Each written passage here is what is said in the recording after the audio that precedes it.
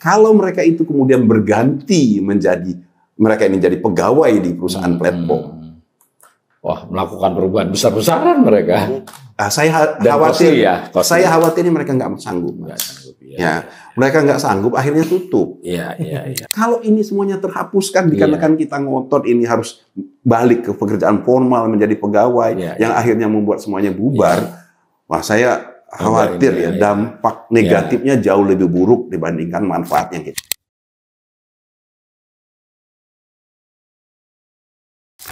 Nah, memang kalau kita lihat statusnya paling mendekat adalah mereka ke status kemitraan UMKM. Makanya kemarin ketika ada asosiasi yang dia berkunjung ke Pak Maman, kemitraan UMKM itu, saya melihatnya ini sesuatu yang positif. Artinya ini sudah ada mulai mengkerucutnya ke sana.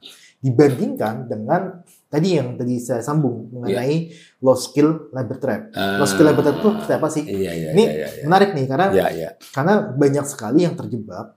Kita ketika menjadi driver online, terus kemudian dengan kualifikasi yang cukup rendah, orang akan malas menempuh pendidikan yang lebih tinggi. Misalkan seperti ini, ketika driver online itu diberikan status formal dengan gaji UMR dan sebagainya. Tapi syarat kerjanya juga sedemikian. Syarat kerjanya tapi karena kerjanya mudah. SMP misalkan. Nah, ini akan membuat banyak orang-orang yang dia SD, SMP, dia nggak akan melanjutkan sampai SMA. Karena apa? Ada dorongan mereka bisa mendapatkan uang yang lebih tinggi, ya, dengan pendidikan yang lebih rendah. Nah, ini yang jadi kunci low skill labor trap. Sama persis low skill labor trap ya ini saya kira perlu digarisbawahi. Low skill labor trap itu seperti itu. Orang akan cenderung mereka akan itulah saya SMP saja, toh saya dapat uang yang lebih tinggi gitu kan. Nah, ini yang nggak kita sarankan ketika mereka menjadi statusnya formal, karena kita khawatir akan terjadi fenomena low skill labor trap. Kemitraan itu kan juga bisa menambah pendapatan sebenarnya. Misalkan gini, saya penjual mie goreng di Warmindo, misalkan. Nah, Warmindo ini kan bisa menggunakan merek A, merek B. Sangat tergantung sekali dengan harga yang ditawarkan sama produsen ini. Terkadang juga dengan permintaannya seperti apa. Nah, ini kan konsep kemitraan sebenarnya. Konsep kemitraan yang memang seharusnya itu si mitra itu diperbolehkan untuk mempunyai lebih dari satu platform. Nah, ini yang kita dorong. Kesetaraan ini yang harusnya kita lihat sebagai driver. Kata kuncinya di kemitraan ini kemitraan yang setara. Kemitraan yang setara. Gimana nih Mas Peter? Karena ini jujur saja ini kita ya bertiga ini. Sentimen arah pemberitaan dan tekanan politik banyak ke pekerja. Tapi kita ekonom bukan menghalangi itu, tetapi kita beri gambaran nih bahwa sebetulnya status kemitraan itu pun bisa gitu loh. Apa sih kelebihan sebagai mitra? Nah, kita coba lihat dari mikronya, dari drivernya aja. Posisi dia sebagai mitra itu memberikan posisi dia tadi luas, fleksibel. Yang kedua kesetaraan, bargaining position yang lebih tinggi, banyak yang memang tidak bisa semuanya diukur dengan uang. Jadi kadang-kadang kita ngelihat wah enak banget di situ tidur, cuti, gaji jalan terus. Iya, yang dilihat yang enaknya aja, Tetapi sebenarnya lemburnya nggak dihitung. Lemburnya nggak dilihat. Makan hatinya nggak dihitung gitu loh. Di sini banyak sekali kelebihan-kelebihan posisi sebagai mitra yang harus juga kita sampaikan kepada teman-teman driver. Yang kadang-kadang mereka lupa, kenikmatan itu mereka lupa. Dan itu misalnya soal flexibility. Flexibility ini menyebabkan atau memberikan peluang bagi mereka itu mendapatkan sumber penerimaan yang lebih dari satu. Selain jadi driver. Jadi ini dengan konsep kemitraan ini kita pertama bisa bermitra banyak dan yang kedua adalah kita masih bisa menjadi pegawai. Kan banyak driver itu yang sebenarnya kerja. Security misalnya di satu perusahaan. Ada katanya polisi pun ada. Kan? Polisi pun ada. Jadi ini adalah flexibility. Yang saya kira tidak didapatkan kalau dia jadi pegawai. Kalau pegawai itu pilih salah satu. Dan flexibility seperti ini tidak di semua industri tersedia. Ini kebetulan industri ini menyediakan. Industri ini menyediakan, ya, dari flexibility, ya. Kemudian dari kesetaraan. Kesetaraan itu dalam artian flexibility tadi terkait dengan waktu kerja. Waktu kerja juga dia menentukan sendiri. Dia ini kan pekerja bebas, gig worker. Gig worker. Aku mau kerja, mau enggak, ya urusanku. Ya, karena dia sebagai mitra, tidak ada yang mengatur dia. Dia mengatur diri sendiri. Mau kerja malam, siang, mau kerjanya malam. Kan kalau saya sering ngobrol juga, Mas, ya ini biasa kalau naik yang mobil ya, kalau malam kan biasa pakai mobil, jarang pakai motor. Tapi kalau macet pakai motor. Kalau malam saya pakai mobil itu, gimana Mas? Sukanya bawa apa itu narik malam? Saya lebih suka malam Mas. Kalau malam tuh nggak macet. Dan ya kalau rezeki ada aja. Nah artinya ini kan dia bisa menentukan waktunya sendiri. Dengan fleksibilitas itu secara makro, industri ini bisa menjadi penampung. Ya coba bayangin ya Mas Awalil ya. Kalau industri kita itu semuanya rigid, begitu kaku, begitu banyak syarat, Mas.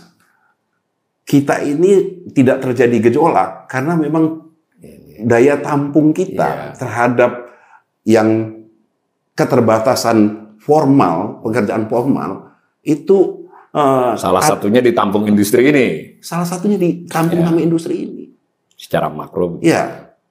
Kenapa kita nggak terjadi gejolak misalnya berapa banyak yang kena PHK?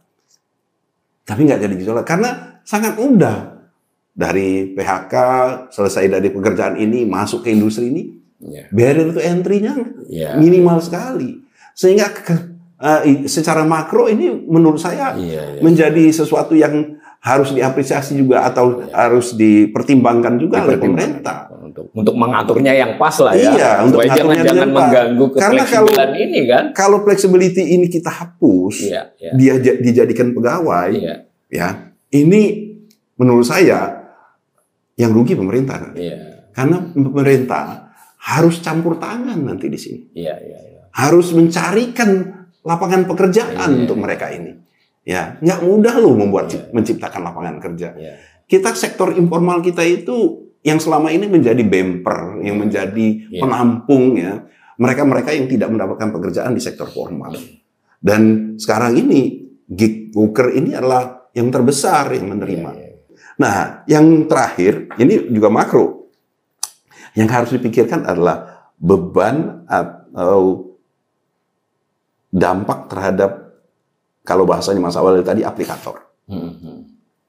Perusahaan platform. Kalau mereka itu kemudian berganti menjadi, mereka ini jadi pegawai di perusahaan platform. Wah, melakukan perubahan besar-besaran mereka. Saya khawatir ini mereka nggak sanggup. Mereka nggak sanggup, akhirnya tutup. Kalau tutup, bubar semuanya. Yang rugi kita semua. Kita bukannya ujuk-ujuk mendapatkan yang lebih baik, kita malah mendapatkan dampak yang jauh lebih buruk. Karena ini kan aplikator ini, kalau kita lihat dari ekosistem, menciptakan industri, menciptakan lapangan kerja yang jauh, ya. Karena dengan adanya aplikator ini, dengan adanya platform ini kan tidak hanya ride hailing ya. Jadi juga untuk pengantaran, untuk food ya. Nah ini kan dengan adanya aplikator ini atau platform ini perekonomian mendinamiskan perekonomian yang tadinya nggak hanya sekedar buka tempat di rumah saja bisa, dapur di rumah aja dia bisa jualan. Benar. Kalau ini semuanya terhapuskan dikarenakan kita ngotot ini harus balik ke pekerjaan formal menjadi pegawai yang akhirnya membuat semuanya bubar, wah saya khawatir dampak negatifnya jauh lebih buruk dibandingkan manfaat yang kita. Dan satu lagi yang harus dibayangkan oleh semua driver. Kalau seandainya ini kan kita kan harus berandai-andai. Kalau seandainya ini dijadikan jadi pegawai, kira-kira aku masuk kriteria yang dijadikan pegawai apa tidak? Karena dia tidak akan mempegawaikan semua loh. Iya, ya. Dia akan beralih menjadi sebagai sebuah perusahaan yang seperti biasanya. Kalau dipasang oleh peraturan pemerintah gitu ya. Misalnya pemerintah mengatakan, semua provider, semua platform harus mempegawaikan. Ya. Itu yang pertama tantangannya. Adalah si perusahaan pasti akan melakukan kalkulasi ulang. Iya, iya. Ya, dia akan mengkalkulasi, aku sanggupnya berapa? Iya, iya, iya. Taruhlah dia anggap 1.000. Iya. Taruhlah gede lah. Dari 1 juta jadi 100.000. 1/10. 100.000 ini dia akan milih. Kira-kira aku akan mencari yang seperti apa? Iya, iya. Yang tentunya nggak juga yang S3 kan? Iya. Nggak juga yang S2. Iya. Dia mungkin dari oke lah aku nyari yang di kisaran SMA, S1 paling tinggi. Ya. Apa yang akan terjadi sama kita? Secara makro, kita akan mengalami kehilangan kesempatan pekerjaan untuk mereka yang pendidikan paling bawah, yang tadi, low skill tadi, ya, dengan yang di atas. Jadi ya di atas sama bawah ya. Ya, atas bawah yang kena hajar kemungkinan besar. Ya. Itu yang pertama. Ini akan kehilangan pekerjaan.